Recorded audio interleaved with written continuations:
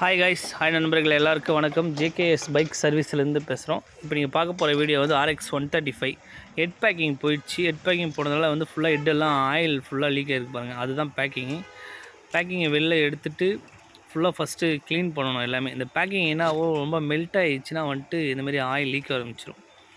ஃபுல்லாக க்ளீன் பண்ணணும் பாருங்கள். அதை க்ளீன் பண்ண ஃபுல்லாக கார்பன் எவ்வளோ ஃபுல்லாக வந்துகிட்டே இருக்குது பாருங்கள். க்ளீன் பண்ணதுக்கப்புறமா வந்து பெட்ரோலை போட்டு ஃபுல்லாக கம்ப்ளீட்டாக வாஷ் பண்ணிவிட்டு அதுக்கப்புறமா தான் வந்து ஃபிட்டிங் போடணும். பெட்ரோல் போட்டு வாஷ் பண்ணுறோம் பாருங்கள். அது எவ்வளோ பளிச்சுன்னு ஃபுல்லாக ஆகுது பாருங்கள். கம்ப்ளீட்டாக அது எவ்வளோ அழுக்கு ஃபுல்லாக வந்துகிட்டே இருக்குது பாருங்கள். பெட்ரோலை போட்டு க்ளீன் பண்ணோடனே சுத்தமாகிடுச்சு. ஃபுல்லாக ஃபஸ்ட்டு துடைக்கிறோம். ஃபுல்லாக க்ளீன் பண்ணி துடைச்சிட்டு அதுக்கப்புறமா வந்து பேக்கிங் வந்து புதுசாக போட்டுட்டு கேஸ்கெட் வந்து Yamaha RX 135 கேஸ்கெட் பேஸ்ட்டு போட்டு லாக் பண்ணணும்.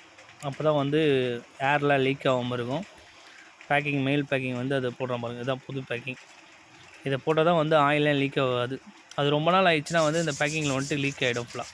ஹெட்டு மேலே வர ஹெட்டும் ஃபுல்லாக கார்பனாக இருக்குது. ஹெட்டை ஃபுல்லாக தேய்ச்சி க்ளீன் பண்ணிவிட்டு அதுக்கப்புறமா தான் வண்டி வந்து மாட்டி ஸ்டார்ட் பண்ணணும். பாருங்கள் எவ்வளோ பளிச்சுன்னு இருக்குது பாருங்கள் ஹெட்டு. வண்டி இந்தமாரி பேஸ்ட் போட்டு லாக் பண்ணிட்டோம்னா வண்டி வந்து பீட்லாம் நல்லாயிருக்கும். ஆயில் லீக் ஆகாது. அடுத்தபடியாக வண்டி இப்போ ஸ்டார்ட் பண்ணலாம். எப்படி இருக்குன்னு சவுண்டு மட்டும் பாருங்கள்.